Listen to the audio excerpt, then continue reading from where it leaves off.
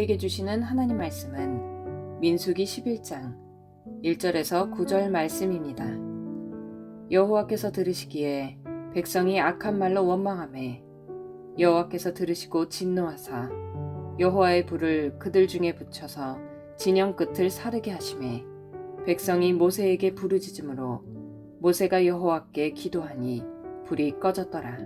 그곳 이름을 다베라라 불렀으니 이는 여호와의 불이 그들 중에 붙은 까닭이었더라. 그들 중에 섞여 사는 다른 인종들이 탐욕을 품음에 이스라엘 자손도 다시 울며 이르되 누가 우리에게 고기를 주어 먹게 하랴. 우리가 애굽에 있을 때에는 값없이 생선과 오이와 참외와 부추와 파와 마늘들을 먹은 것이 생각나거늘 이제는 우리의 기력이 다하여 이 만나 외에는 보이는 것이 아무것도 없도다 하니 만나는 가시와 같고 모양은 진주와 같은 것이라.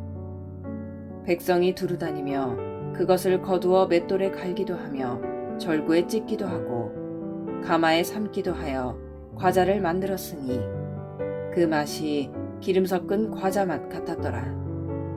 밤에 이슬이 진영에 내릴 때에 만나도 함께 내렸더라.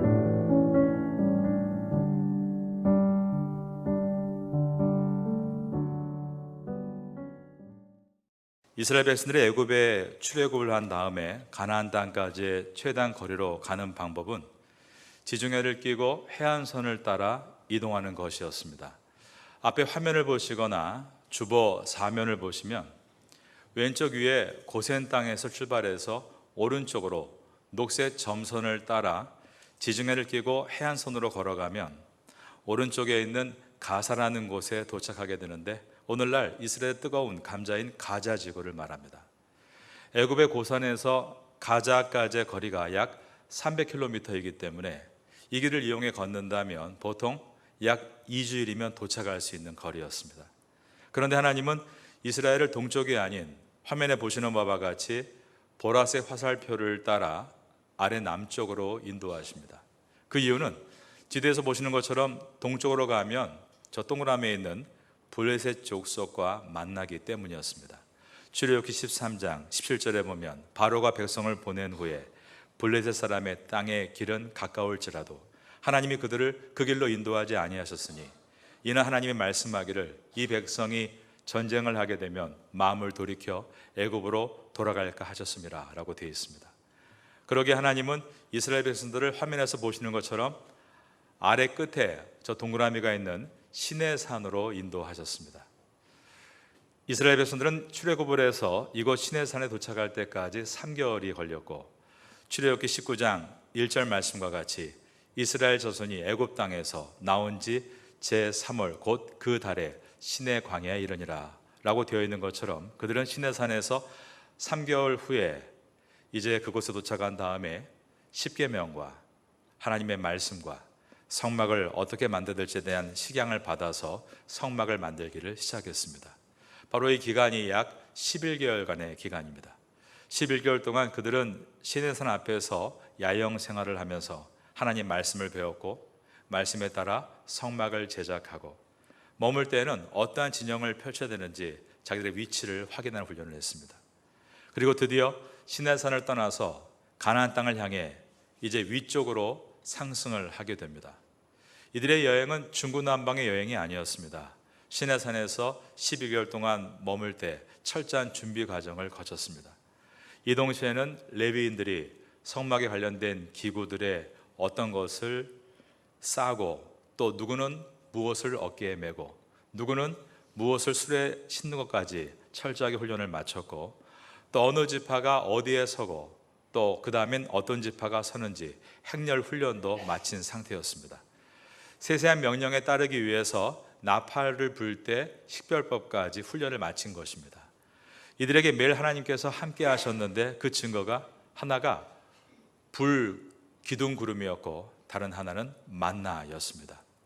불 기둥 구름은 출애굽기 13장 21절에 보면 여호와께서 그들 앞에서 가시매 낮에는 구름 기둥으로 그들의 길을 인도하시고 밤에는 불 기둥으로 그들에게 비추사 낮이나 밤이나 진행하게 하셨다라고 되어 있습니다.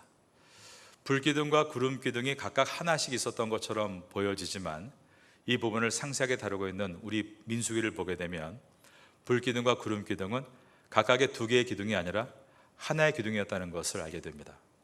민수기 9장 15절에 보면 이렇게 기록되어 있습니다. 성막을 세운 날에 구름이 성막 곧 증거의 성막을 덮었고 저녁이 되면 성막 위에 불 같은 것이 나타나서 아침까지 이르렀다라고 기록하므로 구름 기둥 안에 저녁에는 불이 나타났다는 것을 알 수 있습니다. 출애굽기에도 구름 기둥과 불 기둥은 별개의 기둥이 아니라 둘이 합쳐된 하나의 기둥을 보여주는 말씀이 있는데 바로 40장 28절로서 거기에 보면 낮에는 여호와의 구름이 성막 위에 있고 밤에는 그 다음에 보면 불이 그 구름 가운데 있음을 이스라엘 온 족속이 그 모든 행진하는 길에서 그들의 눈으로 보았더라라고 되어 있는 것입니다. 그래서 학자들은 두 개의 기둥으로 표현하면 구름 기둥과 불 기둥으로 오해할 수 있기 때문에 불 기둥 구름이라고 표현하기를 권장합니다. 매일 밤낮으로 떠 있는 이 불 기둥 구름은 이스라엘 백성에게 1차적으로 필요한 것들을 제공해 주고 있었습니다. 그것은 낮에는 더위를 이겨나갈 수 있도록 그늘이 되어 주었고 밤에는 추위를 이겨나가도록 열기가 되어 준 것입니다. 이스라엘 백성들은 비록 노예였지만 애굽에서는 도시에 거주하며 집을 가지고 살고 있었습니다. 그런데 갑자기 낯선 광야에서 타는 듯한 햇볕 아래 하늘을 가릴 기와 한 장이 없고 차가운 밤 한기에 추위를 막아줄 벽돌 한 장이 없이 사는 것은 시간이 지날수록 그들의 생명을 점점 꺼트리는 매우 위험한 환경이었습니다. 그러기에 낮에 구름 기둥과 밤에 불 기둥으로 그 안에서 불이 나타남으로 그들을 덮어준 이 사건은 어떻게 보면 하나님께서 그들에게 커다란 집을 주신 것과 마찬가지였습니다. 낮에는 시원했고 밤에는 따뜻한 집이었습니다. 그들은 드디어 여호와의 집에 거하게 된 것입니다. 물론 인간적인 눈으로 볼 때는 집도 없는 거지와 같습니다. 그러나 주의 집에 사는 자는 복이 있도다. 시편 84편의 말씀과 같이 그들은 가장 안전한 보금자리를 다른 곳이 아닌 광야에서 얻었던 것입니다. 광야에서 배고픔으로 죽은 사람이 없었고 목마름으로 죽은 사람이 없었습니다. 입을 옷이 부족해서 괴로운 사람도 없었고 병으로 죽은 사람도 없었다라고 기록합니다. 이제 우리가 이 민수기에서 보게 되겠지만 광야에서는 오직 욕심 때문에 사람들이 죽은 것입니다. 오늘 본문은 그것을 암시하고 있는 말씀입니다. 이제 오늘 본문의 첫 절인 민수기 11장 1절 말씀을 다 같이 읽겠습니다. 여호와께서 들으시기에 백성이 악한 말로 원망하매 여호와께서 들으시고 진노하사 여호와의 불을 그들 중에 붙여서 진영 끝을 사르게 하시매. 이 민수기에는 이들이 광야에서 한 악한 말에 대해서 기록하고 있지는 않습니다. 하지만 출애굽기에 보면 그들이 했던 말들이 기록되어 있는데 출애굽기 14장 11절에 보면 그들이 광야에서 고난을 당하자 이렇게 말을 한 것입니다. 그들이 또 모세에게 이르되 애굽에 매장지가 없어서 당신이 우리를 이끌어내어 이 광야에서 죽게 하느냐? 어찌하여 당신이 우리를 애굽에서 끌어내어 우리에게 이같이 하느냐? 도대체 이런 악한 말은 어디에서 배우는 것입니까? 애굽에 매장지가 없어서 당신이 우리를 이끌어내어 이 광야에서 죽게 합니까? 이런 악한 말은 배워서 하는 말이 아닙니다. 사람은 모두가 그 속에 이런 악한 마음이 있습니다. 그래서 이런 잔인한 말들을 뱉는 것입니다. 하지만 신앙이 점점 성숙하다는 것은 이런 악하고 잔인한 말이 점점 입에서부터 멀어지는 것을 뜻합니다. 그 이유는 이제 신앙의 경험이 쌓이게 되고 그 결과 믿음이 점점 깊어지므로 생각과 말을 희석할 수 있는 능력이 생기고 마침내는 믿음의 말을 뱉을 수 있는 상태로 성장하는 것입니다. 그러나 믿음이 어릴 때는 말과 생각을 거덜내 정화 능력이 현저하게 떨어지기 때문에 광야에 있었던 이 이스라엘 백성과 같이 말을 뱉게 되어 있습니다. 우리도 광야 같은 이 세상을 살면서 환경도 물론 중요하지만 환경 앞에서 내가 어떤 말을 하고 있는가, 나의 감정과 언어를 돌아볼 수 있어야 합니다. 믿음이 작을 때는 감정의 지배를 크게 받습니다. 기쁨과 슬픔, 환희와 분노는 모두 하나님께서 주신 성품입니다. 이런 감정은 표현되는 것이 당연하고 건강한 것입니다. 기쁠 때는 기뻐해야 되고 슬플 때는 슬퍼하는 것이 맞다는 것입니다. 그런데 너무 기뻐했다가 또 금세 너무 절망하고 좌절하는 것은 신앙적인 면에서는 저급한 일이고 분명 발전시켜야 될 과제입니다.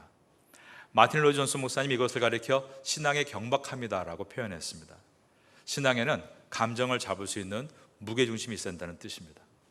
신앙의 성숙함이 이르지 않았을 때 일어난 현상은 이처럼 감정의 기복이 심하게 되는 것이고, 또 하나는 상황이 있을 때마다 무조건 내가 아닌 타인을 탓하는 것이 있습니다. 이스라엘 백성들은 출애굽을 한 순간부터 지도자인 모세를 원망하며 늘 모세 탓을 합니다. 우리가 애굽에 있을 때 분명 말하지 않았느냐, 우리를 내버려 두라고. 그런데 왜 굳이 우리를 이 광야로 끌어와서 이렇게 모두 죽게 하느냐라며 어려운 순간마다 그들은 타인을 비난했습니다. 마음을 다스리지 못하면 상황에 따라 마음은 이와 같이 스스로 너를 띠는 것입니다. 들판에 누워서 하늘을 보면 구름이 바람에 의해 이 모양 저 모양으로 잠시도 가만히 있지 않고 수시로 변하죠. 그런데 여러분, 하루를 살아가면서 구름이 더 많이 바뀔까요? 우리의 마음이 더 많이 바뀔까요? 창세기에는 믿음의 조상 한 사람이었던 이삭이 광야에서 무엇을 했는가를 보여줍니다. 창세기 24장 62절에 보면 이삭이 브엘라헤로이에서 왔으니 그가 네게부 지역에 거주했다라고 되어 있습니다. 네게부는 이스라엘 남쪽에 있는 광야입니다. 오늘 지도에서 보면 이스라엘 백성들이 걷고 있던 저 광야 가운데 한 지역이 네게부였던 것입니다. 그는 홍기를 놓친 시기였고 실제로 삶에도 정체된 상태였습니다. 그도 광야에서 하늘의 구름보다 더 수시로 감정의 너를 띠며 남을 탓하거나 자신을 비관할 수 있었습니다. 하지만 성경에 보면 그는 그 광야에서 하나님을 묵상했다라고 되어 있습니다. 창세기 24장 63절에 보면 이삭이 저물 때에 들에 나가 묵상하다가, 그리고 그날 하나님의 입에 놓으신 그의 아내가 될 르브가를 만나게 된 것입니다. 눈을 들어보내 낙타들이 오는지라. 리브가가 눈을 들어 이삭을 바라보고 낙타에서 내려 이삭이 리브가를 인도하여 그의 어머니 사라의 장막으로 드리고 그를 맞이하여 아내로 삼고 사랑하였으니 이삭이 그의 어머니를 장례한 후에 위로를 얻었더라라고 되어 있는 것입니다. 여러분, 광야 같은 인생길에서 수시로 변하는 마음을 묵상하지 마시고 변하지 않는 하나님 말씀을 묵상하심으로 이 흔들리는 세상에서 바르게 설 수 있는 성도가 될 수 있기를 예수님의 이름으로 축원합니다. 신앙의 성숙함이 이르지 않았을 때 일어나는 또 하나의 현상은 자신의 의견을 주장하기 위해서 어떤 사건을 너무 왜곡하거나 과장하는 것이 있습니다. 오늘 본문 민수기 11장 중에 5절과 6절을 봅니다. 5절 말씀 제가 먼저 읽겠습니다. 우리가 애굽에 있을 때에는 값없이 생선과 오이와 참외와 부추와 파와 마늘을 먹는 것이 생각나거늘 이제는 우리의 기력이 다하여 이 만나 외에는 보이는 것이 아무것도 없다 하니, 이 말은 왜곡되어 있고 과장되어 있는 말입니다. 이스라엘 백성 애굽에 빠져나왔을 때 한 달이 지난 다음, 즉 그들이 들고 나왔던 무교병 생반죽이 다 바닥이 난 다음부터 하나님은 저녁에는 메추라기를 통해 육식을 공급해 주시고 또 새벽부터는 만나라는 곡식을 나타나게 하셔서 또 곡물로 그들을 배를 채워 주셨습니다. 출애굽기 16장 12절 이하에 보면 내가 이스라엘 자손의 원망함을 들어노라. 그들에게 말하여 이르기를 내가 해질 때에는 고기를 먹고 아침에는 떡으로 배부르리니 내가 여호와 너희 하나님인 줄 알리라 하라 하시니라. 저녁에는 메추리가 와서 진에 덮이고 아침에는 만나가 진 위에 있었다라고 되어 있습니다. 그런데 만나 외에는 없었다라는 말은 왜곡된 말입니다. 그리고 방금 읽은 민수기 11장 5절에서 우리가 애굽에 있을 때에는 값없이 생선과 오이와 참외와 부추와 파 마늘을 먹었다라는 이 말은 과장된 말입니다. 애굽은 분명 먹거리가 풍부했지만 그들은 그곳에서 노예 신분이었습니다. 그러므로 주인의 상에서 남는 것을 얻어 먹었을 뿐 마음껏 그 식자재를 가지고 요리해 먹었다는 것은 불가능한 일입니다. 그런데 무엇을 강조하기 위해 무엇을 과장하는 것입니다. 삼허의 죄라는 말이 있습니다. 허수와 허언과 허세의 죄입니다. 허수는 숫자를 과장하는 것입니다. 어떤 아이가 말합니다. 엄마, 방금 집 앞에 탱크가 수천 대가 지나갔어요. 그랬더니 엄마가 말하기를 너 내가 그렇게 과장하지 말라고 수만 번 얘기했어 안 했어? 말하는 겁니다. 교회 안에서도 허수를 좋아합니다. 우리 교회는 수백 명이 나옵니다. 아닙니다. 우리 교회는 지난주에 177명이 나왔습니다. 주보에 실수를 넣는 이유가 허수와 멀어지기 위해서입니다. 예수님 우리 안에 있는 영혼을 얘기하실 때 양 99마리 그리고 잃어버린 양 1마리 정확하게 숫자를 놓치지 않으십니다. 우리도 허수에 취해서는 안 됩니다. 사업을 하건 교회에서 섬기건 정확한 숫자를 얘기하고 정직해야 되고 내 부서 안에 내 구역 안에 사원도들을 세며 누가 나왔고 누가 오늘 주일날 어려운 일을 만나서 나오지 못했는지 실수, 실지의 수에 늘 마음을 쏟아야 하는 것입니다. 허언, 이것은 할 수 있다라고 장담하는 것을 말합니다. 성경에서 허언을 가장 잘한 사람은 베드로입니다. 할 수 있다 허언을 남발함으로 양치기 소년이 돼서 그의 마음이 괴로웠습니다. 그런데 무조건 할 수 없다라는 것도 허언입니다. 자신의 가능성을 자신이 판단하기에 놔두고 하나님이 어떻게 판단하시는 걸 생각하지 않으면 그는 허언에 빠지게 되고 항상 내가 못한다라고 말하는 것입니다. 하지만 내가 못해도 하나님이 너는 할 수 있다라고 부르시면 순종하는 것이 성도인 줄로 믿습니다. 세 번째로 허세는 겉무늬만 있고 속의 내용이 없는 모습입니다. 크리스찬의 무늬만 있고 크리스찬의 맛과 향기가 없으면 그것은 헐만 좋은 허세인 것입니다. 내가 크리스찬입니다라고 나를 소개해놓고 걸핏하면 약속을 어기고 시간을 늦추고 기회를 못 맞추면 크리스찬인 것을 말로만 나타내는 허세가 됩니다. 하지만 약속 기회를 잘 맞추고 한 번, 두 번이 아니라 여러 번 만날 때마다 그를 신뢰할 수 있게 됐을 때 내가 크리스찬입니다라고 말하면 그것은 크리스찬의 무늬뿐 아니라 크리스찬의 맛을 보여주는 모습이 됩니다. 광야 같은 우리의 삶에서 삼허와 싸워 나가시기를 바라겠습니다.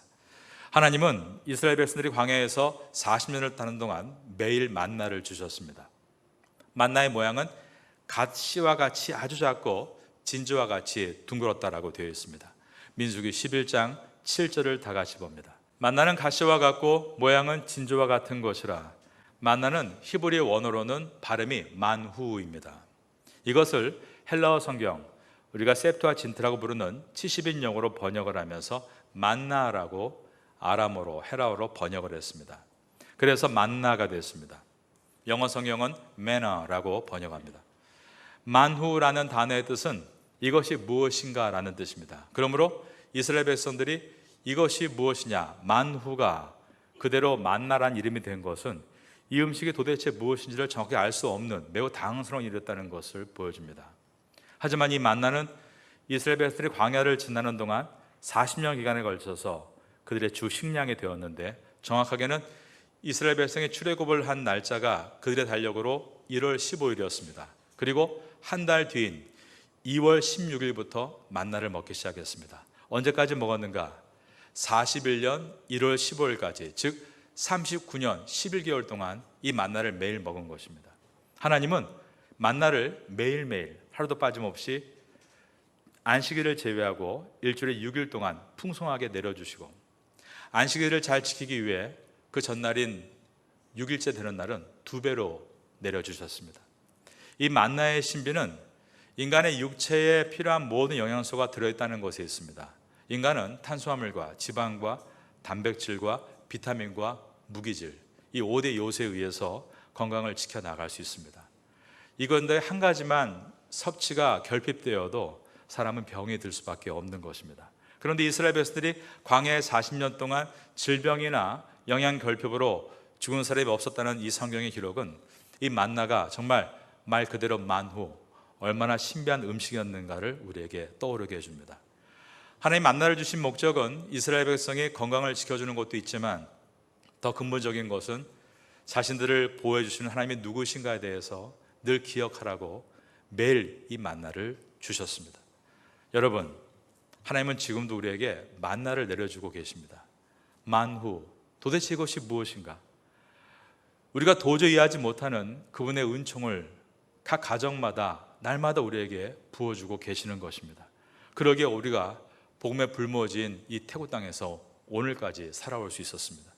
그 은혜를 생각하며 더욱 내가 믿는 하나님이 어떤 분인가에 사랑과 관심을 가지라고 오늘도 또 내일도 만나를 내려주실 것입니다. 그럴 때 우리가 매일매일 그 하나님의 은혜와 축복을 기억하는 것, 이것이 우리의 본분이어야 합니다. 이스라엘 백성은 처음에 출애굽을 하고 나서 만나를 만났을 때 그들의 표현은 이 만나를 가리켜서 꿀 섞은 과자 맛이라고 감탄을 했습니다. 그런데 감사를 잃어버리니까 만나를 가리켜 기름 섞은 과자 맛이라고 불평을 한 것입니다. 11장 8절을 보겠습니다. 8절 말씀을 다 같이 읽어보겠습니다. 시작.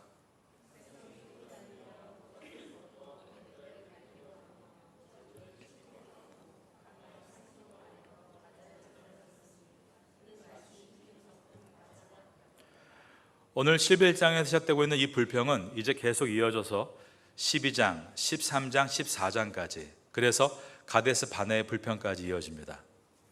11장에서 불평을 하고 나서 12장에서 지도자인 모세에게 정면 도전을 합니다. 그리고 13장에서 주신 가나안 땅에 대해서 불평을 하고 14장에서는 결국 그 말이 와해되고 번져서 우리 안 들어가겠다, 이렇게 결단을 한 것입니다. 앞에 화면이나 주보 사면을 보시면 출애굽 위의 여정을 보면 이스라엘 백성이 지금 지도 가운데에서 저 위에 푸르른 네모란 표시로 되어 있는 바란 광야에 있습니다. 그리고 그 위가 보시는 바와 같이 가데스 바네아가 보이고 그 위로 브엘세바, 그 위로 헤브론, 그리고 예루살렘, 그리고 저 맨 꼭대기에 여리고라고 적혀 있는데 이 모두가 다 가나안 땅에 있는 도시들입니다. 그런데 이곳 가데스 바네아에서 이들이 가나안 땅에 들어가기 직전에 원망과 불평을 늘어놓은 것입니다. 그 발단은 12지파에서 대표로 뽑힌 12명의 정탐꾼들 중에 10명의 원망과 불평으로 시작이 됐습니다. 10명이 가나안 땅에 살고 있는 그 건장한 아낙 자손을 보고 와서는 우린 도저히 이길 수가 없다, 그러면서 그들에 비하면 우리는 메뚜기와 같다라고 한 것입니다. 그런데 12명 가운데 두 사람, 여호수아와 갈렙은 우리는 반드시 이긴다, 우리가 볼 때 그들은 우리의 밥이다라고 말을 한 것입니다. 같은 상황에도 불구하고 10사람은 메뚜기 신학을 만들었고 두 사람은 밥 신학을 만들었습니다. 그런데 군중은 믿음의 말을 따르지 않고 절망의 말을 따라간 것입니다. 그들은 우리의 밥이다라고 믿음의 말을 따른 것이 아니라 그들 앞에 우리는 메뚜기다라며 절망의 말을 따라갔습니다.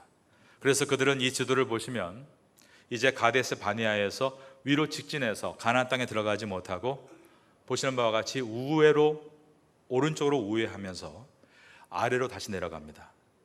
그리고 다시 올라가는 방식으로 저 위쪽, 이스라엘 땅의 위쪽인 여리고를 올라가서 그 여리고를 통해 왼쪽 가나안 땅으로 들어가게 됩니다. 그런데 이 광야에서 이때 머문 기간이 무려 38년이었다는 것입니다.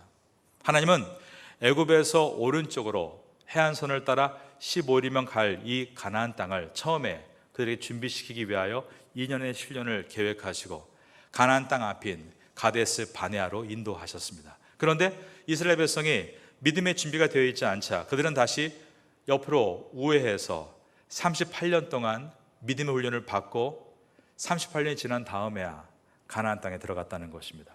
그럼 여기서 우리가 하나님이 원하시는 믿음의 훈련이 무엇인가를 보게 됩니다. 바로 그 훈련은 주님을 신뢰하고 감사하는 훈련입니다. 여러분, 감사도 전염되고요, 불평도 전염됩니다. 감사도 습관이고 불평도 습관입니다. 교회 가운데도 보면 습관적으로 감사하는 분들이 간혹 있습니다. 멋진 분들이죠. 하지만 대부분은 습관적으로 불평을 하며 살고 있는 것입니다. 불평은 불편함과 다릅니다. 불평은 무엇이 부족할 때 나오는 것이 아니라 현재 있는 것에 만족하지 못할 때 나옵니다. 만족하지 못할 때 꿀 섞은 기름 과자가 기름 섞인 눅눅한 과자가 되어버리는 것입니다. 롤렌스 형제가 쓴 책 중에 하나님의 임재원습이라는 유명한 책이 있습니다. 롤렌스 형제는 10대 때 전쟁에 참가했다가 다리를 저는 부상을 입고 평생 다리를 저는 장애우로 살았습니다. 그리고 카르멜스토원에 들어가 주방 일을 보조로 맡게 되는데 그는 자신의 몸과 처지에 비관하지 않고 최선을 다해 주방 보조 일을 했습니다. 그는 자기가 음식을 만드는 그 부엌을 작은 천국이라고 생각했고 자기의 음식을 먹어주는 수도사들을 천사라고 생각했습니다. 로렌스 형제가 입버릇 접했던 말이 있습니다. 하나님, 저의 부족한 요리로 사랑하는 형제들을 섬길 수 있게 해주신 것에 감사합니다. 늘 감사를 고백한 것입니다. 로렌스 형제에게 국을 끓이고 밑반찬을 만들고 접시를 닦게 하고 이제 부엌을 청소한 일을 예전과 같이 똑같이 하고 있었는데 언제부턴가 거기에서 놀라운 일이 벌어졌습니다. 그것은 한 20년이 지난 다음부터였는데 음식을 먹던 수도사들이 뭔가를 느끼기 시작한 겁니다. 그들이 그의 주는 음식을 먹을 때 사랑을 느끼고 위로를 느끼고 주님의 자비를 느끼게 된 것입니다. 어느 순간부터 그들은 로렌스 형제를 사랑하기 시작했습니다. 뛰어넘어서 그를 존경하기를 시작했습니다. 그리고 평신도 사역자는 수도원장이 될 수 없다. 수도원의 법규를 있음에도 불구하고 그는 수도사의 만장일치로 까르멜 수도원의 원장 자리에 오르게 됩니다. 아무도 교육받지 못하고 다리에 장애가 있고 주방에서 20년 동안 허드렛 일을 한 그가 까르멜 수도원의 원장이 됐습니다. 많은 사람들이 우리나라를 헬조선이다라고 불평하지만 여러분, 우리가 사는 태국 노동자들의 외국에서 가장 많이 일하고 가장 가고 싶은 나라 중에 5위 안에 우리나라가 들어있습니다. 탈북을 꿈꾸는 사람들에게는 꿈에도 가고 싶은 천국이 우리가 살고 있는 대한민국입니다. 우리 인생이 분명 광야지만 그 광야 속에서 하나님께 얼마나 많은 기적과 은혜를 주시는지 우린 그것을 볼 수 있는 눈이 있어야 합니다. 광야에서 더 나빠지는 사람들이 많습니다. 하지만 여러분 기억하십시오. 그 광야에서 좋아지는 사람도 있다는 것을 말입니다. 오늘은 이 제목과 같이 광야 같은 인생에서 시간이 지날수록 더 좋은 사람이 있다는 것을 기억하시고 민수기를 지나면서 그러한 은혜가 우리에게 있게 되기를 마지막으로 예수님의 이름으로 축원합니다.